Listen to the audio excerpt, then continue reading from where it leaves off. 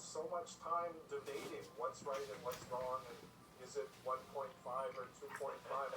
You know, there's a whole other way of thinking and approaching the issues, I think, that can be very useful and very powerful.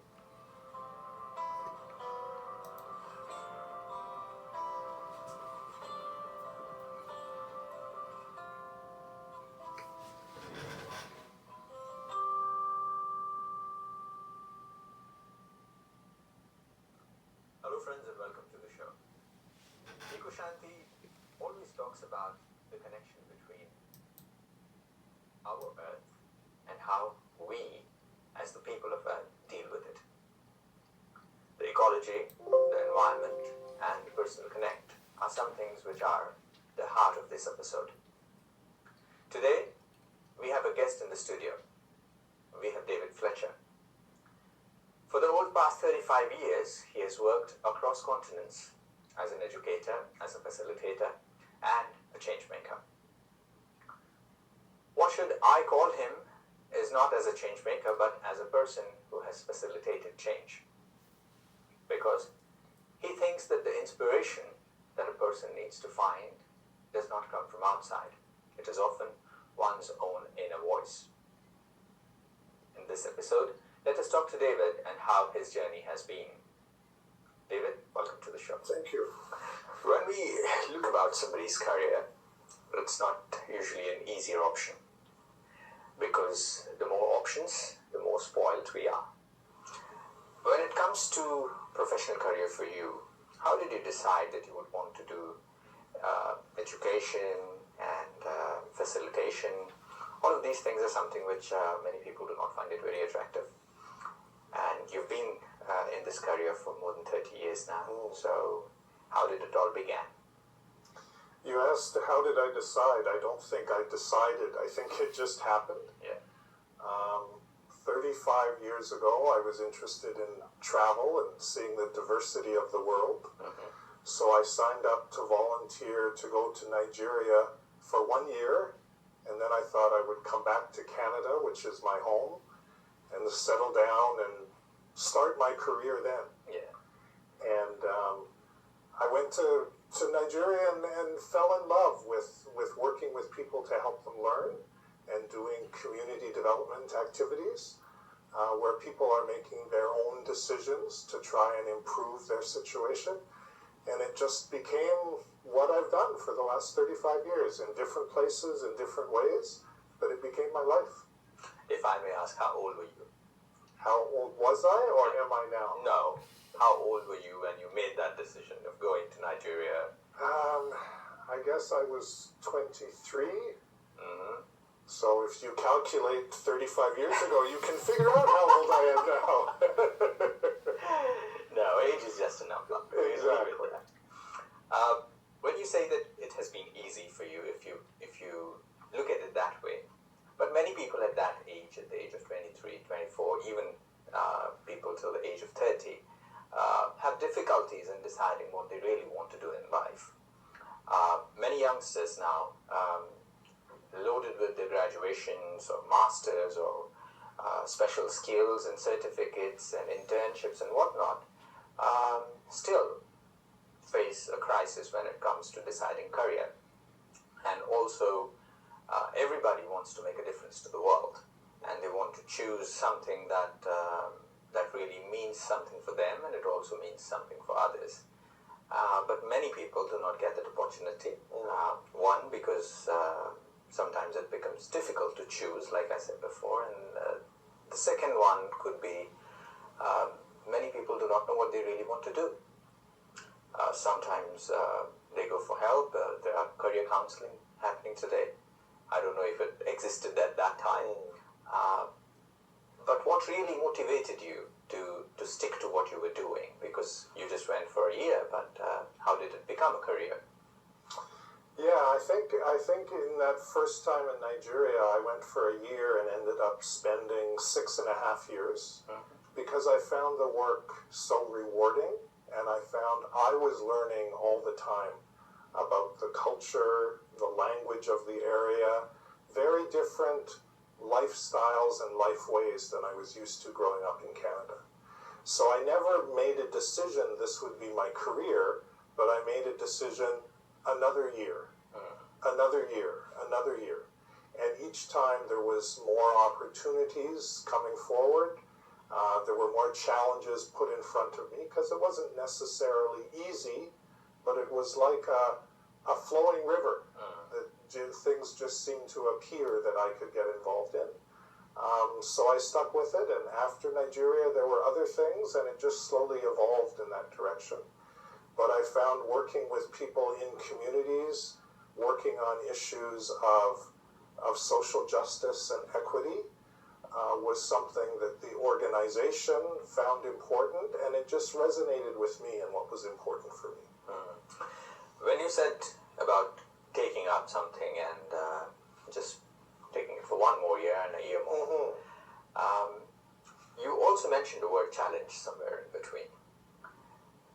Of course, every journey has a fair bit of challenges. What were your challenges?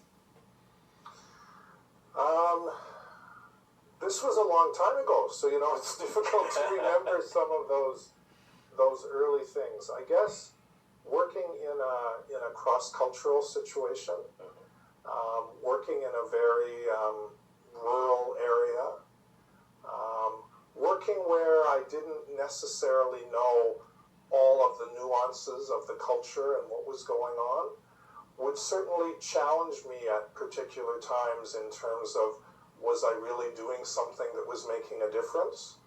Or was I just sort of living on the surface and thinking that I might be having an influence and seeing what was going on? But my family, my friends were very supportive. I think in those early years, because they believed this was just a temporary thing. And later on, I would make other choices and things would change. But what I did later on was go and do a master's degree in adult education with a concentration in community development. And I continued doing those kinds of activities.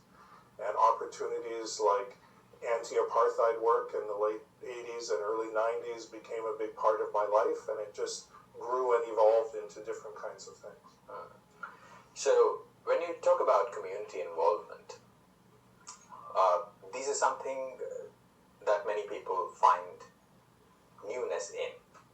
Many people 20 years ago would not have heard about terms which had community involvement, even though people would do it, but they did not know that it had a specific term to it. When I was reading about you, there was a specific thing called community resilience. I would want to know about it. What is it and what do you do in it? Yeah, community resilience is something that has been more recent in my work, probably the last 15 years or so.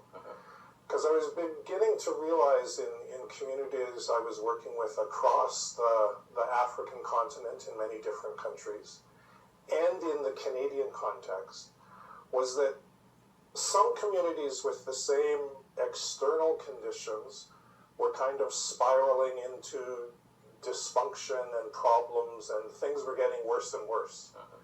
Whereas other communities in the same external conditions seem to find an inner strength and a way to deal with those problems, maintain their identity, maintain their confidence, and actually grow stronger as they dealt with the challenges and the problems in their lives.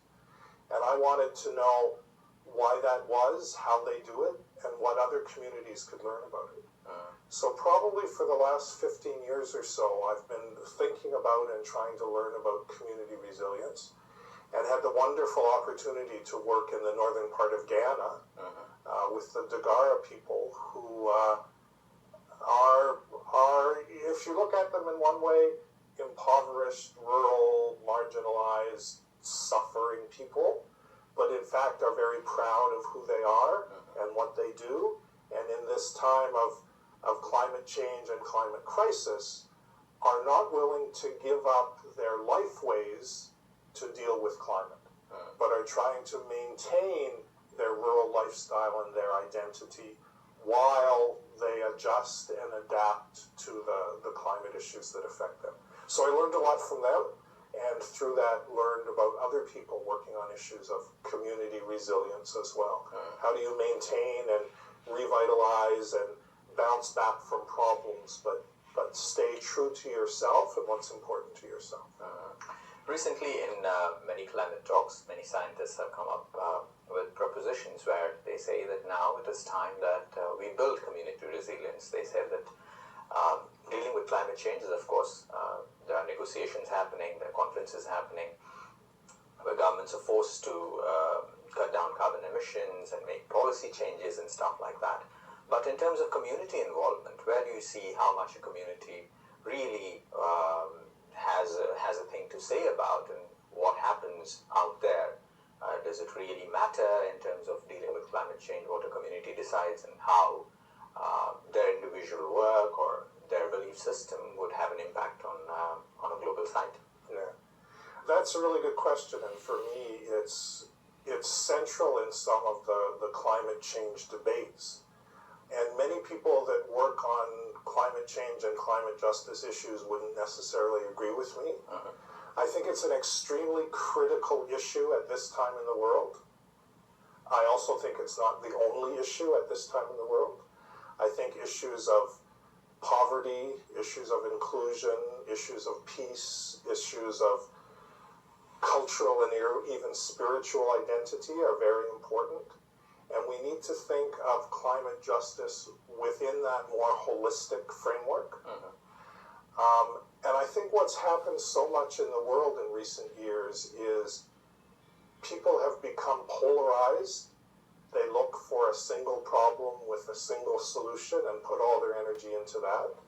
And often it's decision-making at the grassroots, or the true, authentic engagement of people in their own change processes that are left out. So I think starting with community change and catalyzing community change and nurturing communities and the peace and happiness and power of individuals within those communities is a really important first step to work on.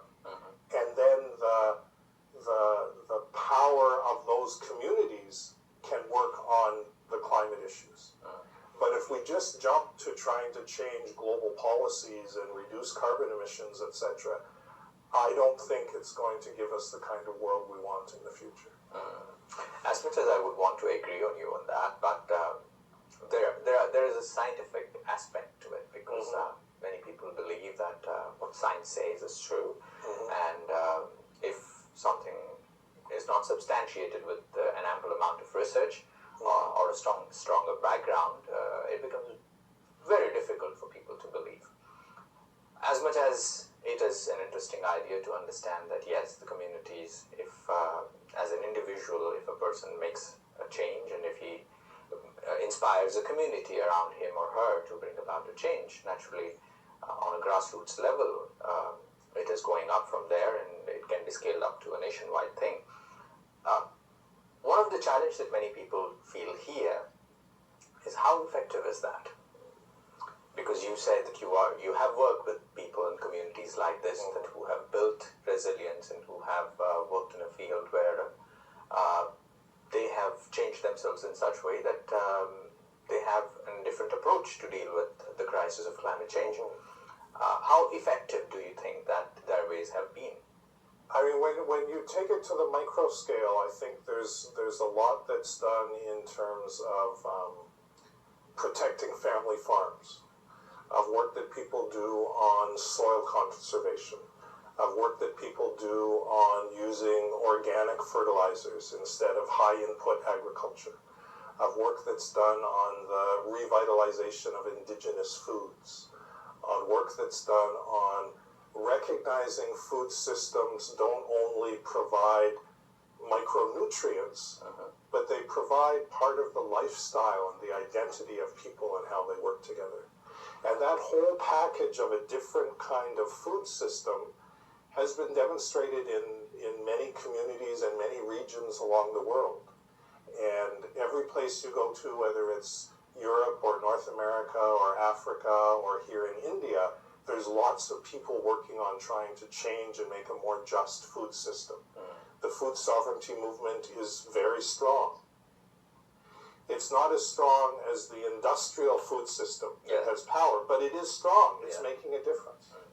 And I think there's all kinds of things like that that grew up from the community level that can make a change for communities and the world as a whole. And I think we have to be careful about saying we need to find a solution that solves the entire climate issue for everyone by tomorrow.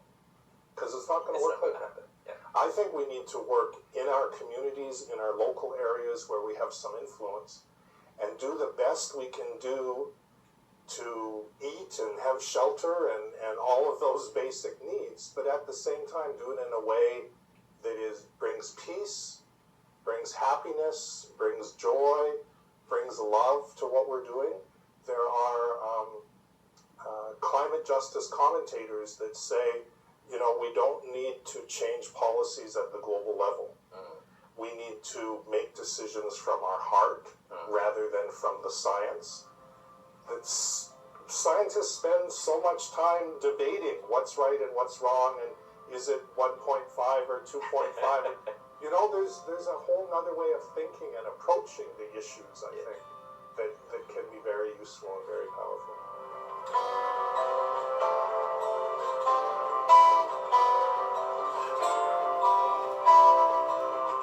You were giving an example of how spiritually things about sending good vibrations of healing, of love to the rivers that you were saying.